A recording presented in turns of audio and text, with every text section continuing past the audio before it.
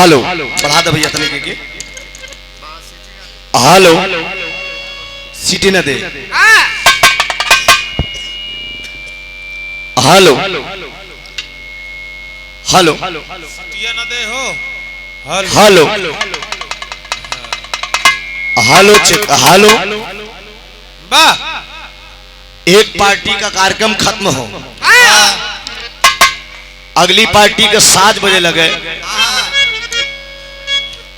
तो लघु शंका दीर्घ शंका जितने भी तमाम प्रकार की शंका है और कोनो प्रकार का अगर शंका हो तो वही पिछुआ में जाके चले डाल पटरी पे तब मिटा के आप लोग बैठ जा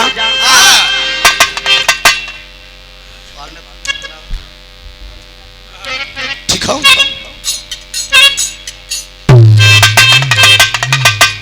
तने इनके बना दे बेचारू आज बड़ा जिंदगी मौत का लड़ाई लड़के आई है। हम तो कहे कि प्रोग्राम में दूसरे के ले जाए के पड़ी लेकिन ईश्वर को हेलो बढ़ जा भैया आप लोग बड़ी खूबसूरती से भी आप लोगों ने विरहा सुना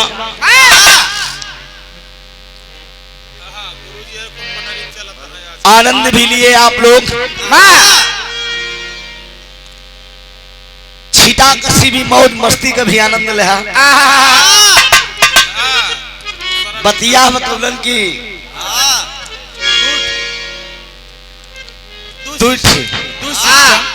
डबल सिस्टम हो चाहिए नमवा आए पर चूका था क्या बात है आप ही ने तो कहा है जहां सुंदरता है वहीं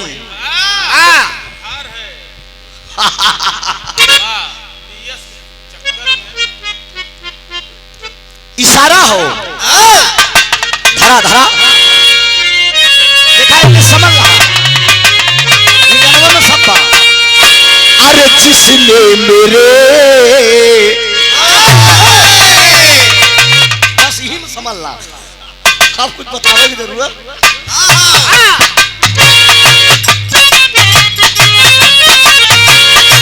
जिसने मेरे दिल को तोड़ा जिसने मुझे बर्बाद किया जिसने मेरे दिल को बता देंगे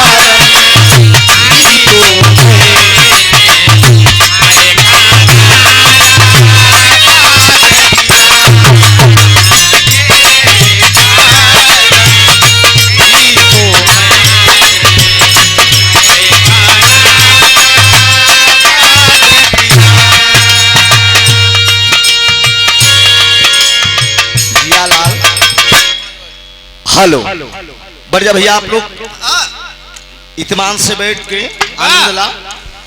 अजय भाई इधर उधर खड़ा है।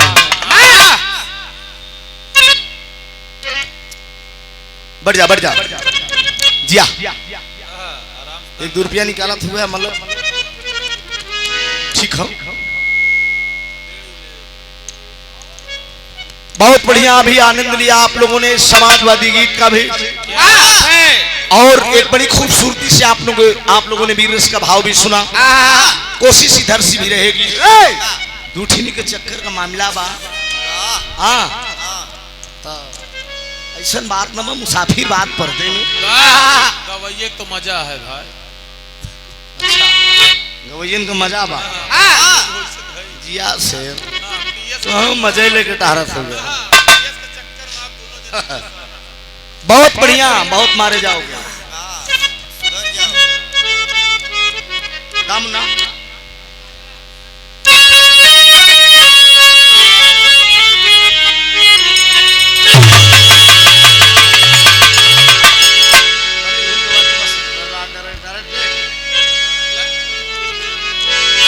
बहुत बढ़िया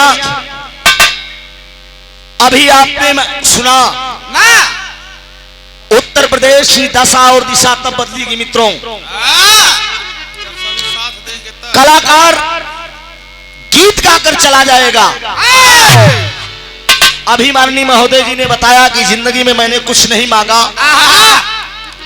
जितना पैसा कौड़ी नहीं मांगा गया उससे लाख गुना आप लोगों ने दिया। लेकिन हकीकत है इस समय समाज में हर इंसान परेशान है, क्योंकि हम लोग किसान हैं। हम लोग जाते हैं, पेट्रोल क्या स्थिति है, डीजल क्या स्थिति है, गरीब कैसे जिएगा। आने वाला कल आने वाले समय में उत्तर प्रदेश की दशा और दिशा अगर आप लोगों को बदलना है तो सूबे के मुखिया शानदार माननीय अखिलेश यादव जी को सीएम बनाकर लखनऊ की सीट पर उत्तर प्रदेश की सरकार मुख्यमंत्री पद पर बैठाना जरूरी है मित्रों। एक लाइन भाव यहां दिया जाएगा।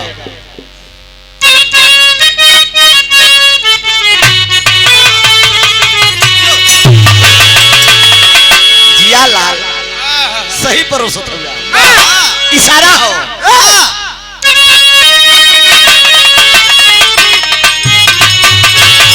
यह लाइन बाकी अरे लड़के हैं मुहल्ले के सरी परवार टीना जी के भाव बा। अरे तू तो हमार समझ के धरबे कर गया इशारा कि अरे लड़के हैं मुहल्ले के शैतान मेरी लैला। कि अरे लड़के हैं मुहल्ले के अरे शैतान मेरी लैला। अरे तू इनसे बचा, अरे तू इनसे बचा अपनी दुकान मेरी लैला। कैसे सिटी लेते हैं। हेलो ऑपरेटर चेंज हो जाएगा भैया। हाँ ऑपरेटर चेंज बहुत अच्छे देखला कमन लेत बा। हेलो हेलो हेलो देखला कहाँ से दिक्कत बा। ऐसे सबके हुआ उंगली ऊपर तेवरे खराब। हेलो बटन दाब के देख ले भैया कौन हटे देखा यार तो हर तरह हो तो हर लोग हेलो चला ये हमारे लोग ना। हेलो कि अरे समाजवादी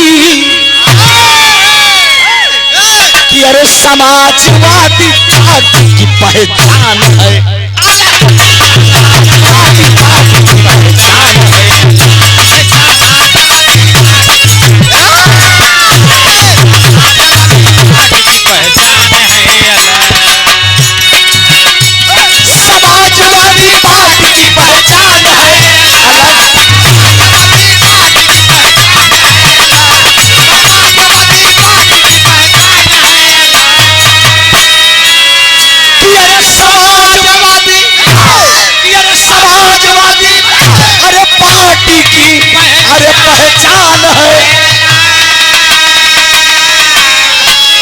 नेता मुलायम, अरे नेता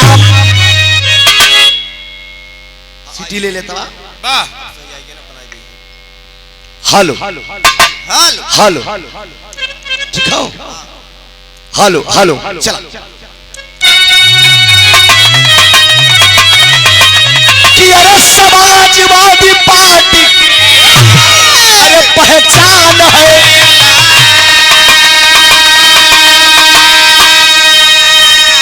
अरे नेता मुलायम, अरे नेता मुलायम सिंह जी की शान है, मुलायम सिंह जी की शान है।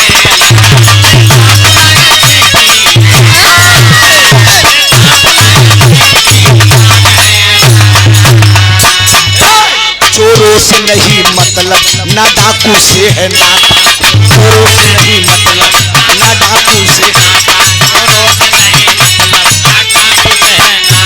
चोरों से नहीं मतलब ना डाकू से नाता,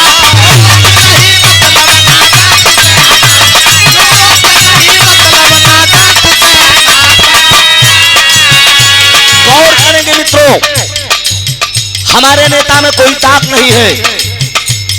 माननीय अखिलेश यादव जी जितने माफिया थे सबको निकाल के पार्टी से बाहर कर दिए, लेकिन वो निकलते गए तो और गए कहां? यही भाजपा वाले, माननीय अखिलेश जी की जब सरकार थी ये भाजपा वाले ऐलान करते थे कि समाजवादी पार्टी तो गुंडों की पार्टी है, माफियों की पार्टी है, लेकिन अब सवाल किया जाए कहां गया? आज जितने माफिया हैं, हमारे देश के प्रधानमंत्री जी के ये नारा है बेटी पढ़ाओ और बेटी बचाओ, कहां बेटियां सुरक्षित हैं? किसी भी इलाके में उठाकर आप देख लीजिए, इतिहास देख लीजिए, चोरों से नहीं मतलब ना डाकू से है नाता,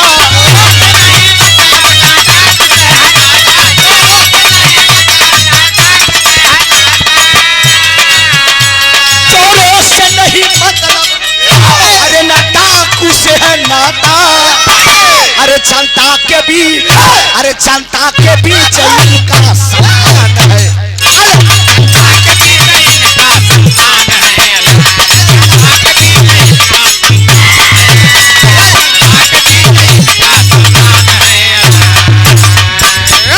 प्रदेश की दशा और दिशा तब बदलेगी जब हम आप हर समाज का लोग परेशान है, किसी भी समाज का इंसान हो इस सरकार से खुश नहीं है मित्र, तो इसलिए कहना है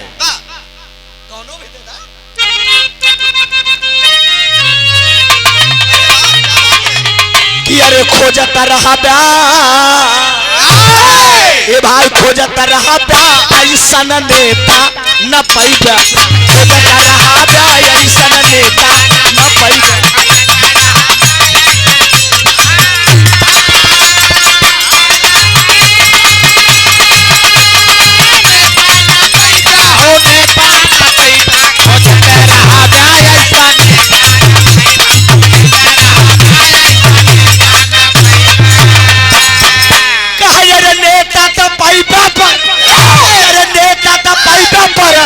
अरे चहेता न, अरे नेता का पैदा पर, अरे चहेता न पैदा, खोजता रहा ऐसा नेता न पैदा,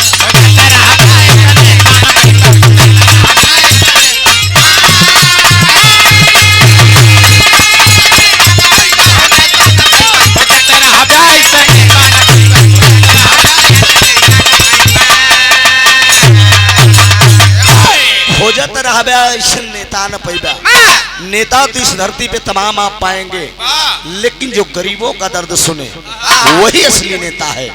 आखिरी लाइन में कहना है,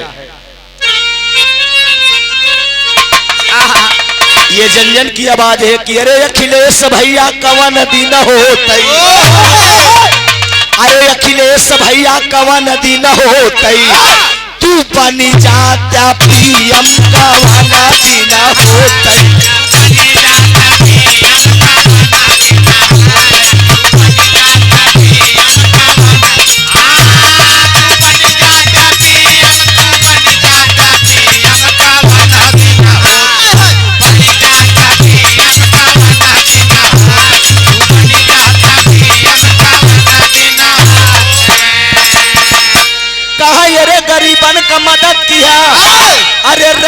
जब तू सीएम का वाना दिन होत तू बन जाता पीएम का वाना दिन होत तू बन जाता पीएम का वाना बन जाता पीएम का वाना दिन बन जाता पीएम का वाना दिन होत तू बन जाता पीएम का वाना दिन होत।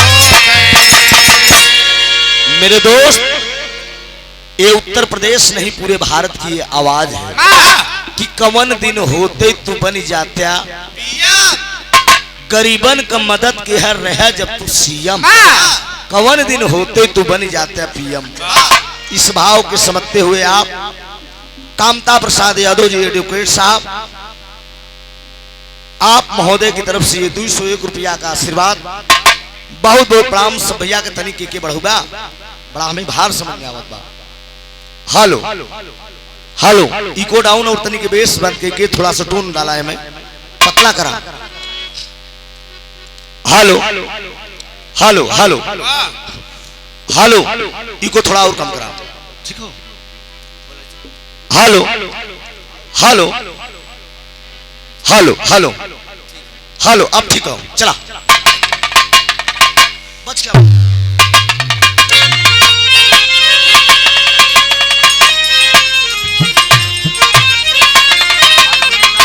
हेलो यो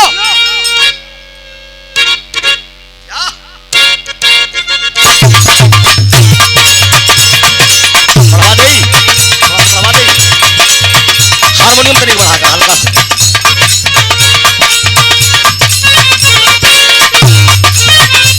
या लाल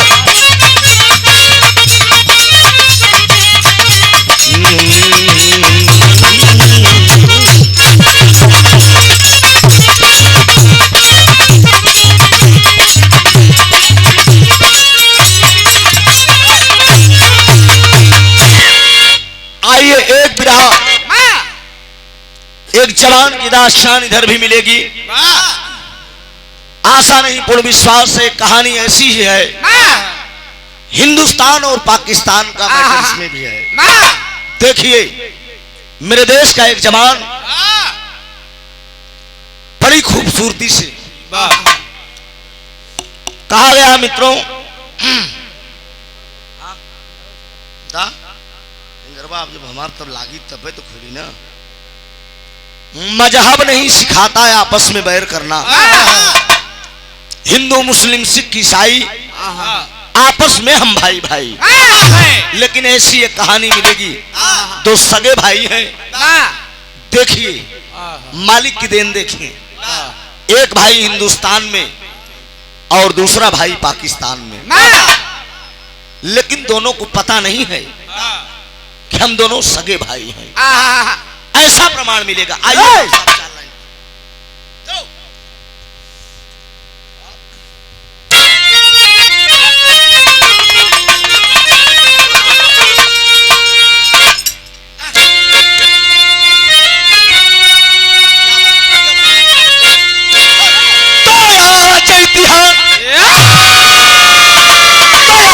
इतिहास आकाश में गा रहा,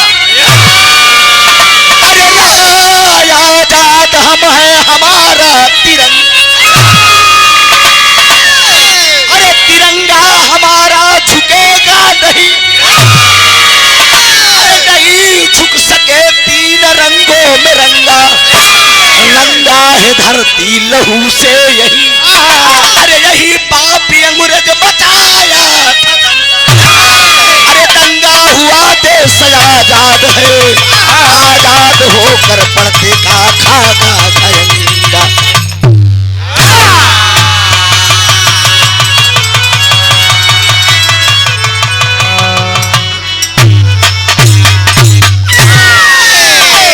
आज इतिहास से आकाश में गा रहा, ये हिंदुस्तान है। हिंदुस्तान सोने की चिड़िया कहलाता है, लेकिन सोने की चिड़िया कही जाने वाली धरती पे कितना बड़ा अत्याचार हो रहा है। गौर करेंगे, एक भाव दिया गया है।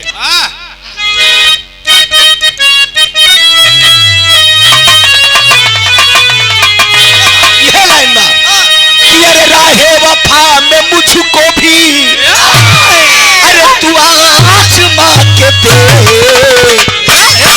अरे आशिक हूँ तेरा जाने जो, अरे आशिक हूँ तेरा जाने जा, तू अपना बना के दे।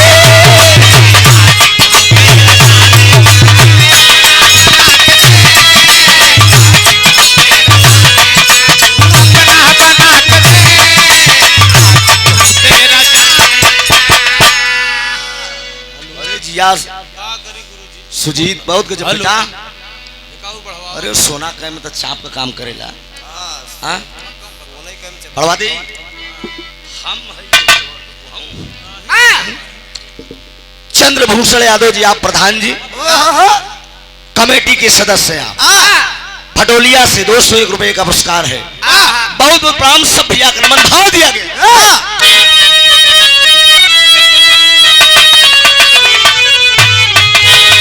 अरे हिम्मत हो तो जंग में, अरे हिम्मत हो तो जंग में, अरे पंजा मिला के दे।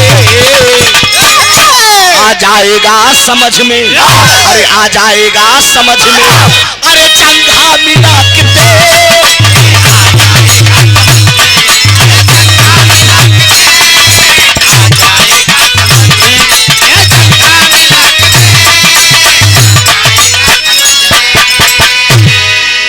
हिम्मत हो तो जंग में कभी पंजा मिला के दे, आ जाएगा समझ में कभी जंघा मिला के दे। कहानी की शुरुआत यही सब है।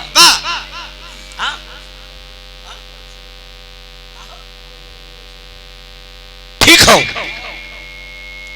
कहानी की शुरुआत यही शमा। बात उस समय की है जब हिंदुस्तान मेरा देश आजाद हुआ। आजाद होने के बाद हिंदुस्तान और पाकिस्तान का बंटवारा हुआ। बंटवारा होने के बाद धोखे से कुछ हिंदुस्तानी पाकिस्तान के अंदर छूट गए थे। आजाद कर दिया गया। अगर जो भी हिंदुस्तानी अगर पाकिस्तान में हो वो अपने वतन को वापस जा सकते हैं। गौर करेंगे बाबूजी, उसी बीच में मेरे देश का एक जवान था जिसका नाम बताया गया पत्रिका में, फौजी राम सिंह। फौजी राम सिंह के पत्नी का नाम तारा देवी बताया गया। 2 बच्चे हैं। बड़े वाले लड़किया का नाम रंजीत बा, छोटे वाले बचवा का नाम मंजीत बा। रंजीत मंजीत जो सगे भाई हैं। बाबूजी, पाकिस्तान के अंदर वो औरत अपने दोनों बेटों को लेके छूट गई है। उसका जो पति है फौजी राम सिंह, वो ढाका में गोली लगी, अचानक शहीद हो जाता है। जब अचानक शहीद हो गया तो जब पाकिस्तानी ऐलान किए कि हिंदुस्तान जा सकते हो आप लोग, उसी बीच में वो तारा देवी अपने बेटों को लेके दोनों को पाकिस्तान से भाग रही है। और जब पाकिस्तान से भाग रही है, ये पाकिस्तानी उस औरत का पीछा कर लिए। तारा देवी, पकड़ लो, इसके दोनों बेटों को मार डालो और इसकी आबरू लूट लो।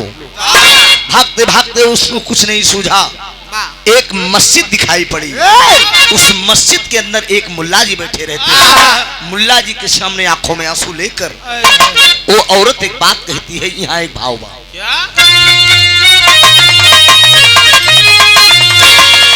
अरे मुगरी से मारी मारी, अरे दहिया देले तूर, अरे मोरे राम दहिया देले, अरे जहिया मारे लन तब मछरी खियावेलन जरूर। भैया हो, लेकिन वो तारा देवी आंखों में आंसू लेकर उस मस्जिद के मुल्ला के पास पहुंचती है और कहती है कि बाबा एक बात मेरी है। वो क्या कहती है? भाव है,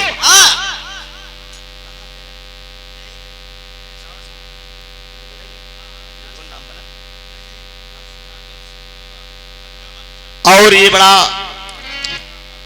अनमोल पुरस्कार है। हमारे बिरहा के आप अखाड़े के सरताज उस्ताद की उपाधि जिन्हें मिली, दादा भुल्लूर जी, स्वर्गीय भुल्लूर जी, बिरहा की पगड़ी दे के से सम्मानित किया। स्वर्गीय हमारे घर से केवल 5 किलोमीटर का फासला है। स्वर्गीय राजा राम उस्ताद, राजा राम पाल के आप नाती हैं। सुधाकर पाल जी, अभिनव पाल मास्टर साहब के आप छोटे अनुज हैं। किताब बढ़ाएंगे। अच्छा, जल निगम में आप कार्यरत हैं। वो दिन श्रद्धांजलि रहा 18 अक्टूबर को उस्ताद का, तब भेंट भई रही। कुछ तबीयत गड़बड़ चलत रहा समय, लेकिन क्या करें, प्रोग्राम लिखा है तो आना ही पड़ेगा। सुंदर पुष्पहार 100 रुपए का पुरस्कार है। बहुत बहुत प्रणाम। यहीं बगल में मेरा भाई है पुलिस लाइन में, सुबह आप मिलवा के तब जाइएगा, ठीक है। बहुत बहुत धन्यवाद। सब भैया का नमन। कहती क्या है कि अरे रोई रोई अरजी, अरे रोई रोई अरजी, अरे करेला बारंबार, अरे करेला बारंबार, अरे तुम्हारे माथे बा, तुम्हारे माथे बा ए मुल्ला जी जीने गिया हमार, तुम्हारे माथे बा।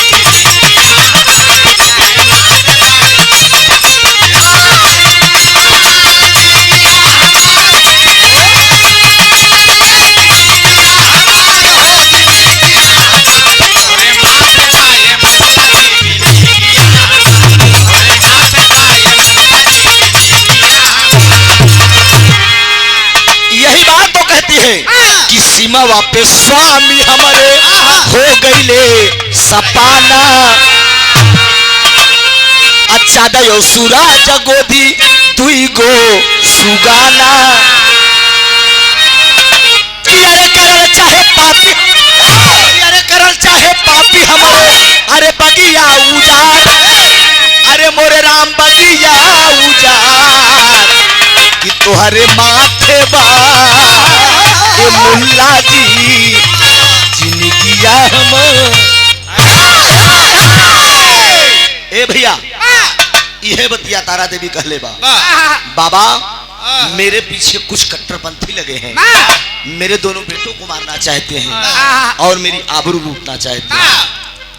बाबा कहने का मतलब कि वो मस्जिद का मुल्ला उस औरत का खुदा और भगवान होता है।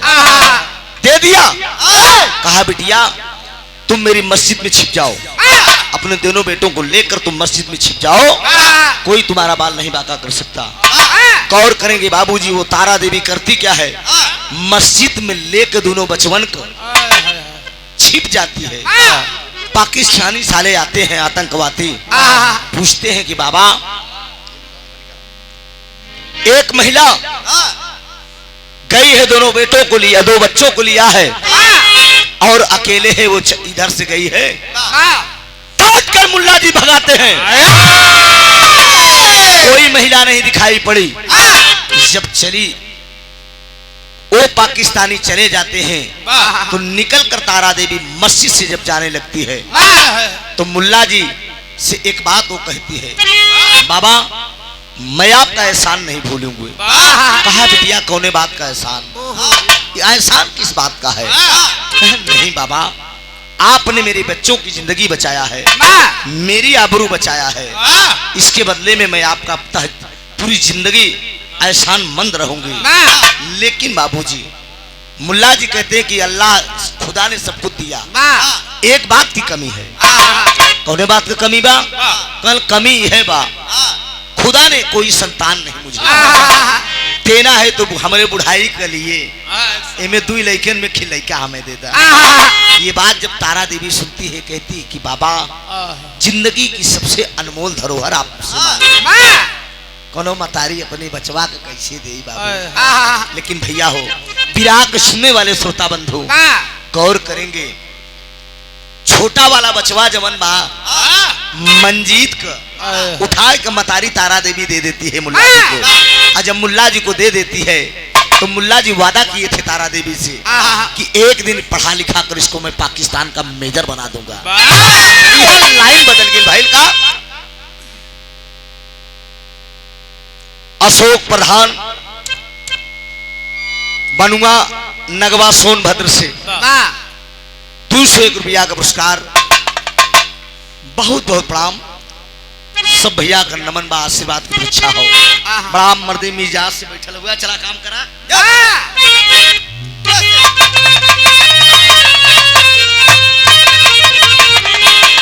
कहाँ हो प्रकाश, कहाँ टांग लगत बा? जहाँ टांग लगा बुझावे को लगवे ना करता। हाँ इशारा हो।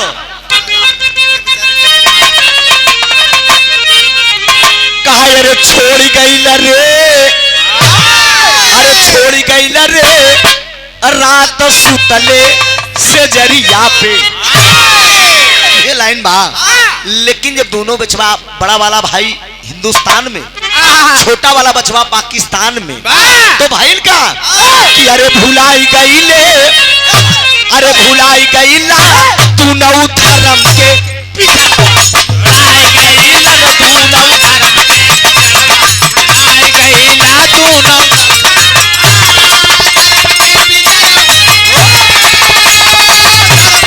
पिछड़वा, भुलाई गई ला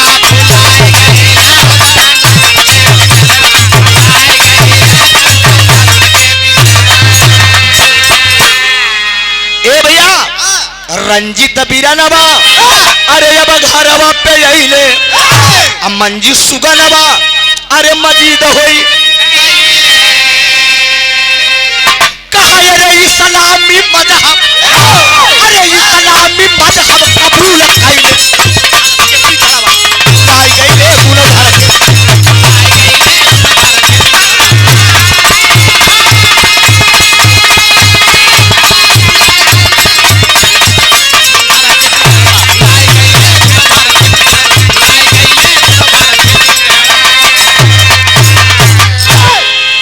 इस्लामी मजहब कबूल कैलन। तू अलग जात हो, इस्लामी मजहब कबूल कैलन, दोनों धर्म के पिजड़वा भुलाए गए।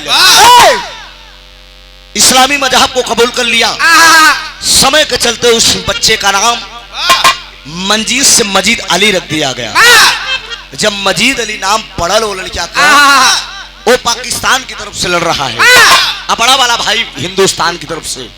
सारंगपुर गांव में पढ़ लिख कर मतारी तारा देवी के साथ वो बचवा शिक्षा ग्रहण किया, और शिक्षा ग्रहण करने के बाद वांट निकली, भर्ती में लाइन लगाया। वो जवान फौजी नौजवान फौजी जवान बन गया। जब फौजी जवान बन के मतारी के सामने पहुंचलस, तारा देवी के सामने कलश माई हम तो फौजी जवान हो गई। मतारी खींच के चाटा मल्लस कलश यही दिन भरे तुके हम पाले पुसे, तुके फौज के नौकरी करे बदे कौनो दूसर काम करे बेटा। मेरे मांग का सिंदूर उजर गया है देश के लिए। हम नहीं चाहते कि हमारे गोदी के खिलाल भी चला जाए। लक्ष्मी मदाहार के उल्ले क्या कलश किए माई बहादुर पिता का बहादुर,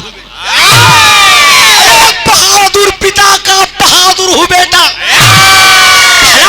क्षरण में दिखाऊंगा कैसे पिताजी थे मेरे वतन का पुजारी, पूरा देश उनका रहेगा आभारी। मोहब्बत की बेड़ी जुदा कर दे माता, और खुशी से ललन का विदा कर दे माता। हमारे बाबूजी अगर फौजी जवान रहे, देश के लिए अगर शहीद हुए, तो एक गोदी का एक लाल भी अगर शहीद हो जाएगा तो क्या तुझे मंजूर नहीं है? अरे गौर करो, आए माँ वीर पुरुष की पत्नी के साथ साथ एक वीर पुरुष की माँ भी तू कहलाएगी। क्या तुझे मंजूर नहीं है? अरे बाप रे बाप, यह बतिया मतारी समझावत बा, लेकिन बाबूजी नहीं मानता है। कौन भाबा?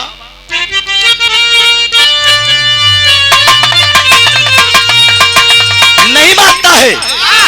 समय निकला, ई बतिया ही छोड़ दा। बड़ा वाला भाई हिंदुस्तान का मेजर बना।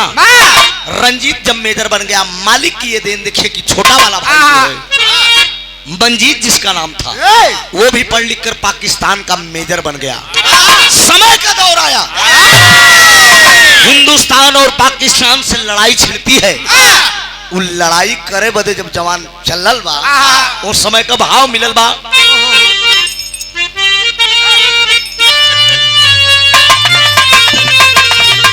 अरे मोरे राम मतवाला मतवाला बन के चली भात से रवाम। अरे मतवाला ओ मतवाला बन के चली भात से रवाम। अरे तावनी पिलक हस्ती बारे हिम्मत।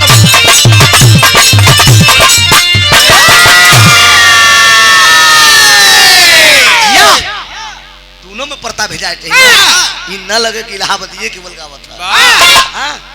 अवनी पिलक हस्ती बारे हिम्मत वाला मतवाला बन के चल भसरवा मतारी का आशीर्वाद लई उ लइका लड़ाई के मैदान में जब चलल बा उस समय का भाव लगल बा बेटा।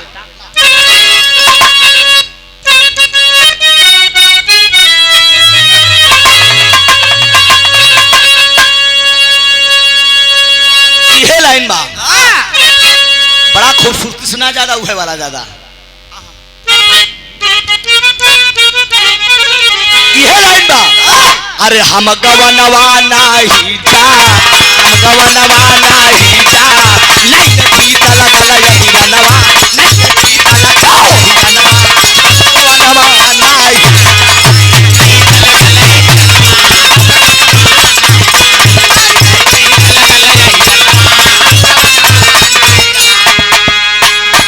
हिंदुस्तान और पाकिस्तान से जब लड़ाई छिड़ती है वो जवान जब चलते हैं छोटा वाला भाई पाकिस्तान की तरफ से और बड़ा वाला भाई हिंदुस्तान की तरफ से अपने अपने वतन की लड़ाई रक्षा के लिए दोनों भाई जब चलते हैं यहाँ भाव दिया गया नौचा वाला बाहर नहीं बता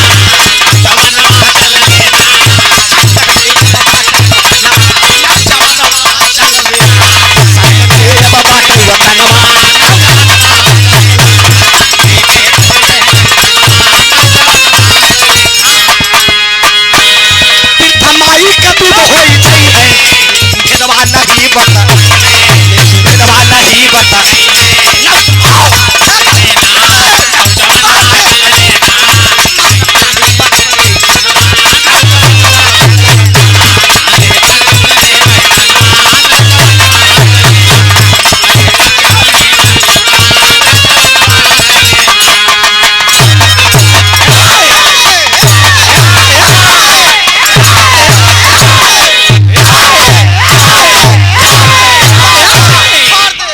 पट्टा चल दिया देश का जवान बड़ा वाला भाई रंजीत हिंदुस्तान की तरफ से छोटा वाला भाई पाकिस्तान की तरफ से जब दोनों भाई चलते हैं आमने सामने पड़ते हैं लड़ाई के दरमियान में भैया एक ठीक खतरा हो गया।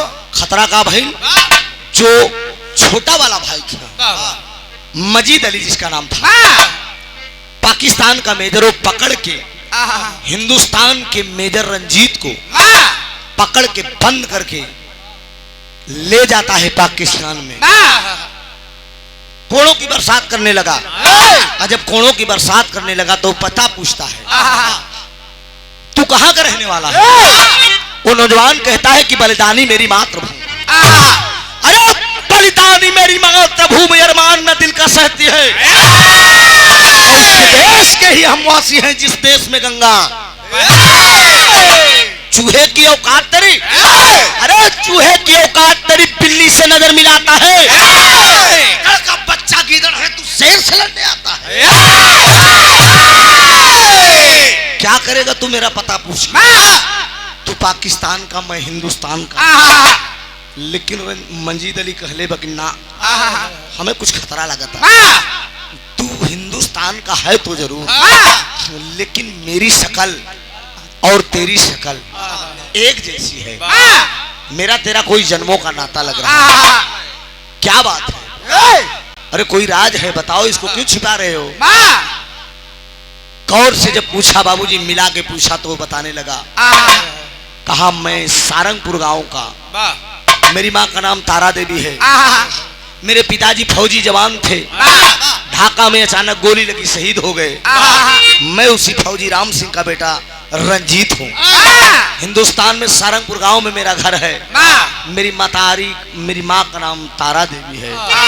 गौर करेंगे बाबूजी वो पाकिस्तान का मेजर उसको पाकिस्तान में छोड़ के हिंदुस्तान के लिए चलता है।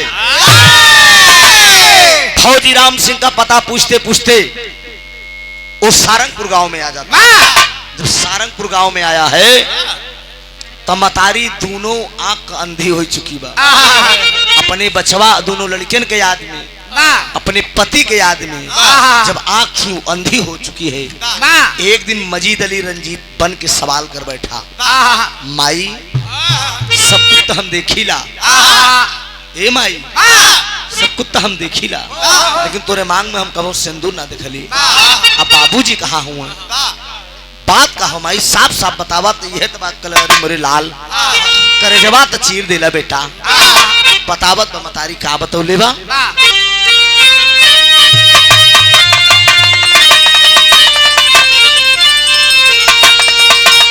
या ओम प्रकाश को पानी पियावत हो मरते बहुत तारन डौर बढ़े मुन्ना। ये सर्दी के झोंका में तो हम झोंकले हुआ, सर्दिया अलग झोंकत बा, यह मर्दवा झोंकता। तेरी सर्दी के कितना झोंकबे, चिंता ना करा। आज तू प्यारा कल उजाला के साथे पक जाई, जब पक जाई तो घर घर घर घर मारी। आओ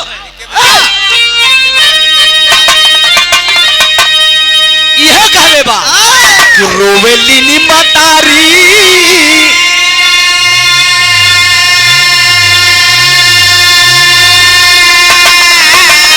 अरे मोरा लाला नावा सुनी लाला, मोरा लाला नावा सुनी लाला।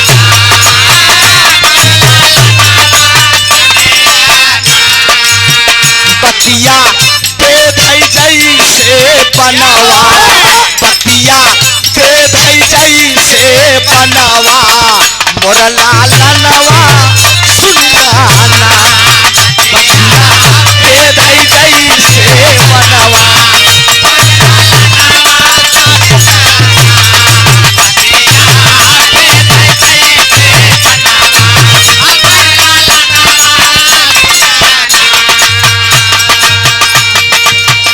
सिमावा के बापू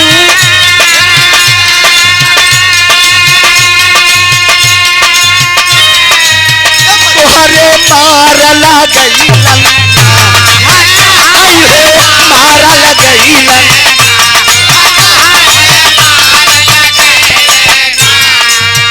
भूखे पिजड़ा पीछे माया नवा, भूखे पिजड़ा पीछे माया नवा, मोरा लाला नवा सुनाना। भूखे पिजड़ा पीछे माया नवा,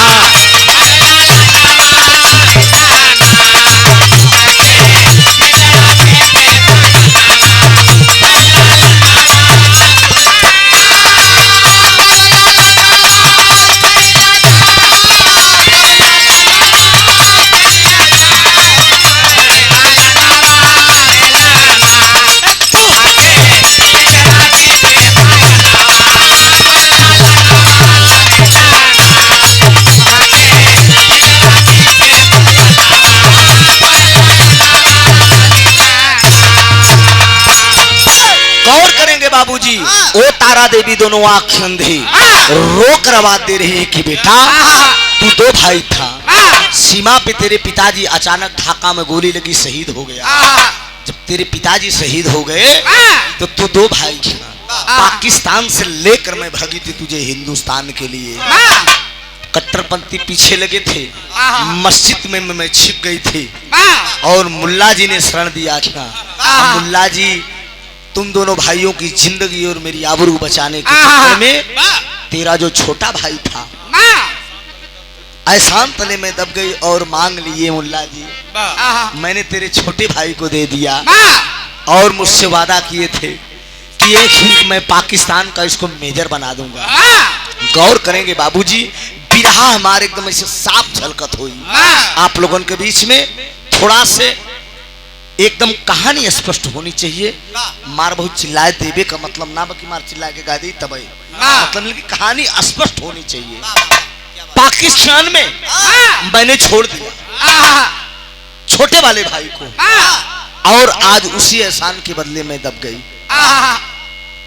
मुल्ला जी वादा भी किए थे कि मैं पाकिस्तान का मेजर बना दूंगा। आज मुझे विश्वास है मेरा वो बेटा मेजर बना होगा। मजीद अली समझत बके करे मतलब हम ही नहीं माई जो हमके पाकिस्तान में छोड़ के आए, इसको मतलब मैं जिसको बंद करके आया हूँ वो भी कोई गैर नहीं है, वो मेरे ही खून का मेरा सगा भाई है। और ये बलराम यादव जी, आप रामपुर के धरती से, आप फौजी के पिताजी, फौजी जवान की कीमत वही जानता है जिस बाप का बेटा फौजी जवान हुआ करता है, फौजी की कीमत दूसरी को मालूम होगी। भी महोदय जी ने बताया गाजीपुर में 6201 के गांव में फौजी जवान हुए। समझो कि आधा हिंदुस्तान गाजीपुर। क्या बात है, फक्र है। हमारे इलाहाबाद प्रयागराज में भी एक गांव ऐसा है। यहाँ टोला से वहां टोला में बियाह हो जाता। कमन जानते हुआ कमन ना ना ना धर्म ना मर्दे मोहम्मदपुर कछार जी के बोला था बच्चालाल जी गाँव। तो ये सब कंप्यूटर माइंड रखा करा मर्दे। मोहम्मदपुर गाँव में टोला समूह टोला में बियाह हो जाए, लेकिन पता लेकिन फौजी के बात ना बा। हाँ तो एक चीज वहाँ ज्यादा है, कारीगर ज्यादा है, पूरी भाजी ज्यादा बना।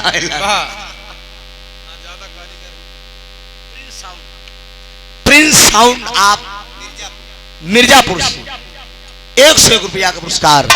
बहुत प्रणाम सब भैया का नमन है। समझ गया मजीद अली, मैं जिसको बंद करके आया हूँ वो कोई गैर नहीं है, मेरा सगा भाई है। वो क्या सोचता है जवान?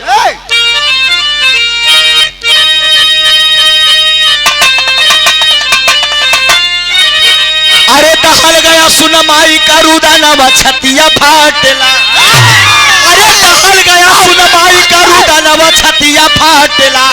अरे डाल एक और ताबुक मारना छतिया फाटला।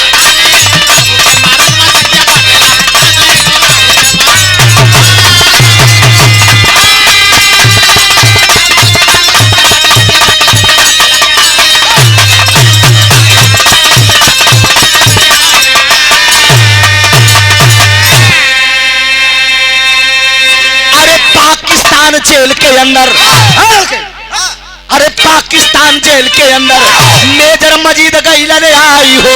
अरे पाँव पकड़ के बढ़ के भैया अब कहने लगे पिल खाई। अरे ना जाने में पड़ गई दूसरा मानव छतिया फाट। अरे ना जाने में पड़ गई दूसरा मानव छतिया फाट। अरे भेट गई भाई भारत का राम पूरा नवा छतिया फोटला। अरे भैया मुझे पता नहीं था कि तू मेरा सगा भाई है।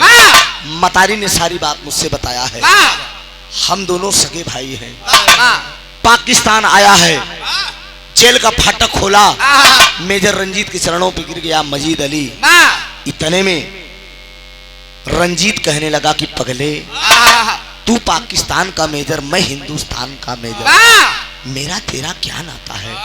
तू मेरे पाँव क्यों पकड़ रहा है? अरे मैं इंडिया के लिए लड़ाई लड़ रहा हूँ, तू पाकिस्तान के लिए लड़ाई लड़ रहा है। अपनी मातृभूमि सबको प्यारी होती है, लेकिन मैं ये नहीं समझ पा रहा हूँ तेरी आंखों में आंसू क्यों है और तू रो क्यों रहा है और क्यों मेरे गले लग रहा है? इसका कहा अच्छा वाह, इसका कारण इसका कारण क्या है? आखिर कारण तो बताओगे। इतने में मजीद अली कहलन की सुना भैया मैं घर पे गया था, माँ ने सारी बात मुझसे बताया। तुम मेरे सगे भाई हो, हमारा तुम्हारा खून का रिश्ता है। हाँ एक काम करा, राधा नाम का लड़की से जो तू शादी करे की तैयारी करे है और राधा नई नवीली दुल्हन आपका इंतजार कर रही है। एक काम करा तू चल जाए यहाँ पाकिस्तान से, नहीं ये साले पाकिस्तानी कल आपको गोली मार देंगे। कहा रंजीत कहने लगा कि पगले क्या विश्वास है कि तू मेरा सगा भाई है? कहा हम बतावत है ना माई बचपन में एक दूसरे का नाम हथवा में गोदाए हैं और है नाम देख ला, एक दूसरे का नाम जब देखी देखा करते हैं दोनों भाइयों को इस बात का विश्वास हो गया कि हम दोनों सगे भाई। आज देखिए तो मेजर रंजीत से जब मजीद अली कह रहा है कि तू चले जाओ हिंदुस्तान, रंजीत कह रहा है कि नहीं। अरे पगले कहां से चला जाऊं? जब पता चल गया, हाँ जब सब कुछ जान ही गए हो तो जिएंगे साथ और मरेंगे छोड़ कर नहीं जाएंगे। यह बात कह ले बाबा बूजी, लेकिन तबले तैयारी कर बता आल्हा का भाव बला।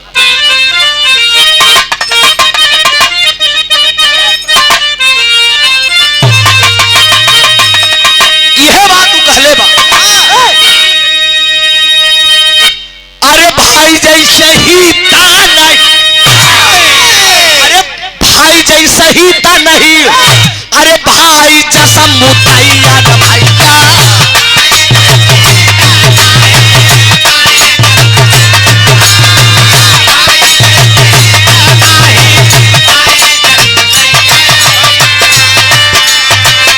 भाई जैसा दुनिया में केहू नहीं भाई, भाई जैसा दुनिया में केहू नहीं भाई।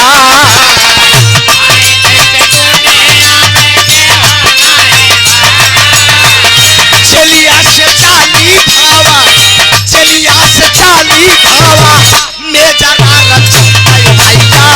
चलिया से चाली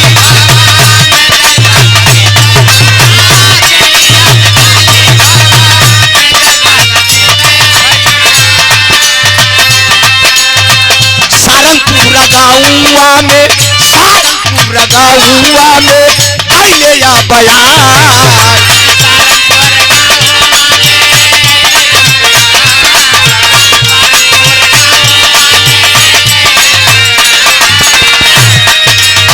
जेल का निरीक्षण जेल का निरीक्षण हर करने का लयावले भैया।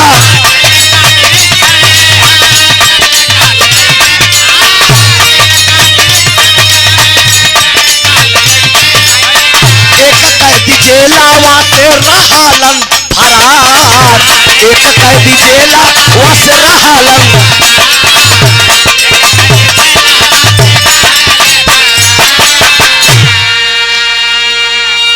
बात को समझ ला।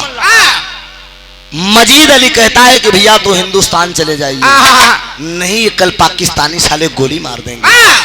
जब जेल से वो चलता है रंजीत अपने भाई के कहने पे, मजीद अली के कहने पे जब चलता है, आया तो सारंगपुर गांव, सारंगपुर गांव आया तो मतारी के पास आया। नई नवेली दुल्हन है राधा, शादी की तैयारी भी हो रही है, सब कुछ हो रहा है, लेकिन ये बतिया ही छोड़ दा।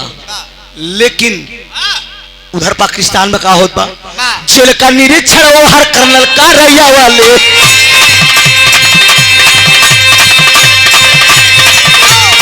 ए भैया जेल का निरीक्षण वो हर कर्नल का रैया वाले। एक कैदी जेलावा से रहल फरा, कर्नल पूछे लगा साप साप बतिया।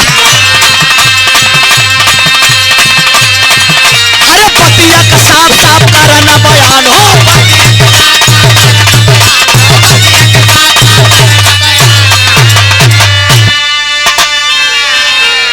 अरे बतिया का नहीं, अरे बतिया का नहीं, अरे मंजी चब्बत वालन गोलियां से मार दिया तुरते श्रीमान।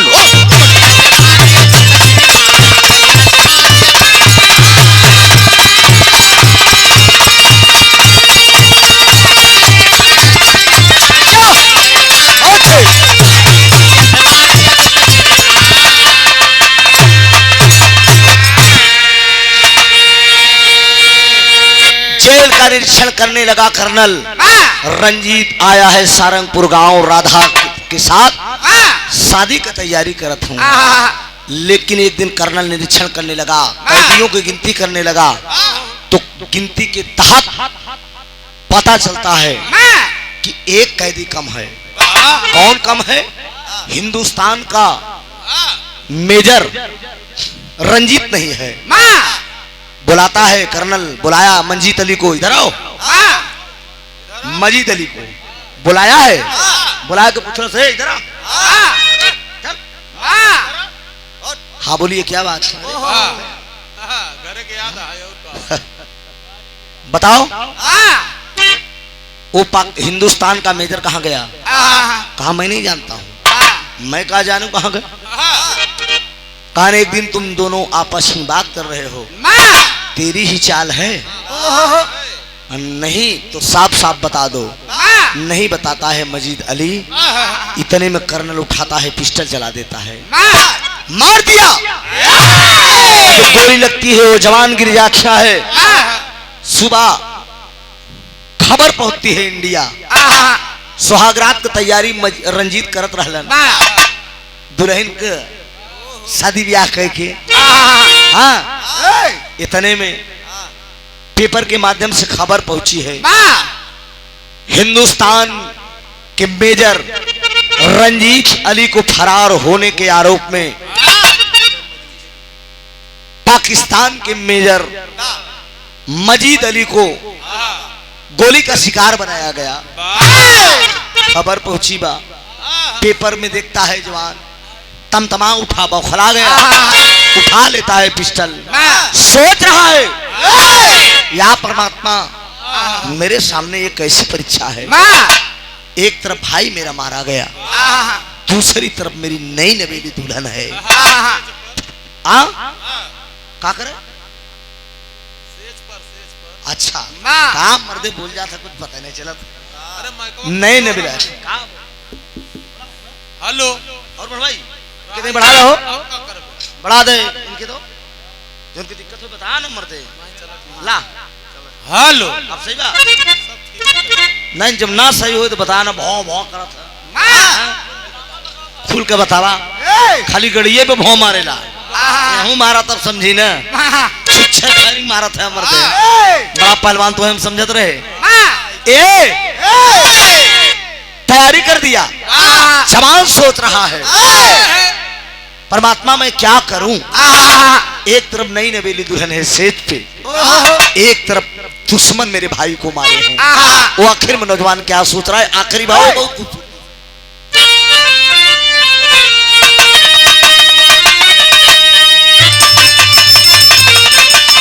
अरे ये कमर जोहेली सुहागन, अरे ये कमर जोहेली सुहागन कि अरे अब बाबू से जिया, अरे वो हर माँ गई पाली तलवार रे सरहद पे मटिया।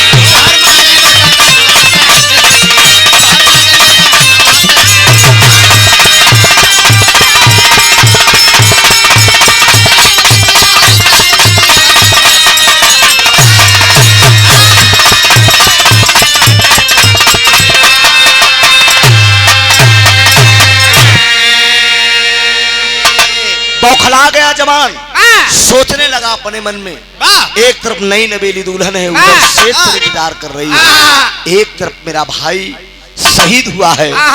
तब 35 घुसपैठियन के अरे कैले बधानवा अघोल धोखे से गोली लागा गिरीगा जवान।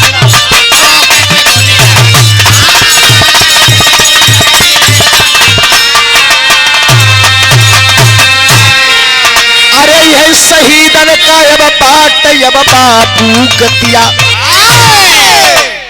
35 गोली 35 जवानों का मारता है बाबूजी। मारने के बाद धोखे से एक गोली लगती है। जब एक गोली लगी जवान गिर गया। जब जवान गिरा तो ये साले पाकिस्तानी गद्दारी कर गए, दगा कर गए।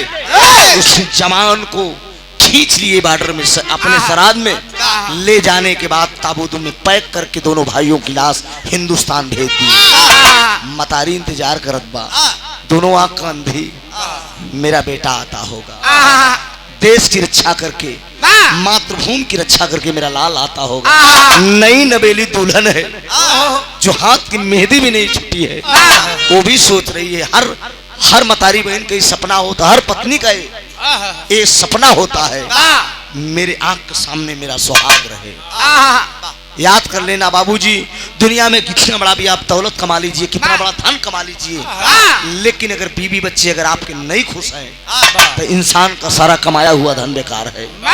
सर्वप्रथम पहले आप अपने बीवी बच्चों को खुश रखिए, उसके बाद तो देखा में चाहे जो इसमें मतलब ना बा, लेकिन पहले परिवार अपना, उसके बाद सब काम। मतारी सोच रही है मेरा बेटा आता होगा, नई नवेली दुल्हन भी इंतजार कर रही है। लेकिन जब दोनों की लाश आती है, गांव के लोग, जिले के लोग सोचने लगे कि वाह मेरे देश के जवान के साथ ये दशा है।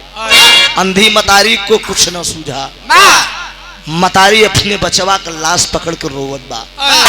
अरे बेटा ये बड़े कहा था कि फौज की नौकरी न कर बेटा, मांग का सिंदूर तक गवाए दी, गोदी का लाल भी मैंने खो दिया। यही बात सोच रही है बाबूजी, लेकिन तबले दो चिता लगती है। जब दो चिता लगती है, एक पे वो जो अंधी माँ है अपने छोटे वाले बेटे की गोदी में लाश लेकर बैठती है और चिता लगवाती है, धू धू करके चिता जलती है। बाबूजी सोच रही है कि जब मेरा बेटा इस धरती पे नहीं है, मेरे मांग का सिंदूर नहीं है, इस धरती पे मैं अब जिंदा रह के क्या करूंगी, जी करके भी मैं मरी लाश हूं। ऐसी जिंदगी जीना बेकार है, क्या करूंगी। और जो नई नवेली दुल्हन है वो भी अपने स्वामी की लाश उठाती है, गोद में लेती है और लेने के बाद वो भी जिंदा सती हो जाती है। देश को आजाद करने के लिए हर नौजवानों ने कुर्बानी दिया है। आज राजनीति के ताज नेताओं ने इसको जात पात में बांट दिया है बाबूजी, लेकिन देश आजादी के दरमियान में ये नहीं देखा गया कि ये हिंदू है, ये मुस्लिम है, ये सिख है, ये ईसाई है। जरा आप विचार करिए, सरदार वल्लभ भाई पटेल कौन थे? पटेल थे। अशफाक उल्लाह खान कौन थे? मुसलमान थे। वीर अब्दुल हमीद कौन थे? लेकिन आज देश की क्या दशा है, हिंदुस्तान और पाकिस्तान में बांटा जा रहा है, नफरत की आग फैलाई जा रही है। नहीं मित्रों, समय ऐसा है, ये दौर ऐसा है, कमर कस लेना है हम लोगों को, देश को एक सूत में बांधना है। हिंदू मुस्लिम सिख ईसाई आपस में हम भाई भाई, हम आप भाईचारा बनाए और एक दूसरे से प्रेम रखें, एकता बनाए, यही भाव होना चाहिए। और आपस में फूट नहीं होनी चाहिए। तो आखिरी भाव, स्वामी गीतानंद अनंत भय भुल्लुतै दिए कोतारी, राजा राम आधार हैदर हफी चंचल गैले स्वर्ग। अरे मतवाला बन के चली भक्त फेरवा, अरे त्रिभुवननाथ पहनता सदा विजय का माला, मतवाला बन के चली भक्त फेरवा,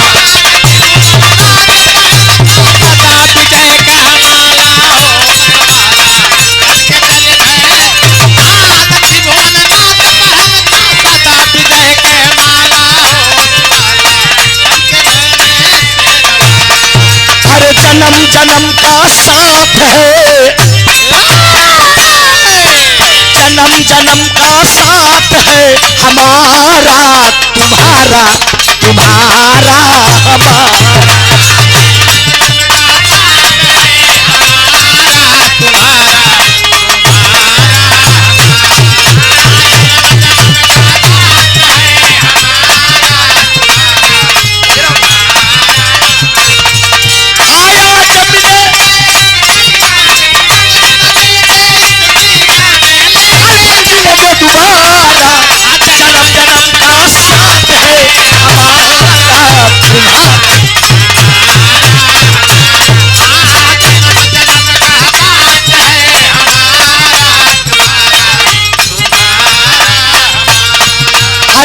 क्षेत्र का मिलन है, हाँ कला क्षेत्र का मिलन है हमारा,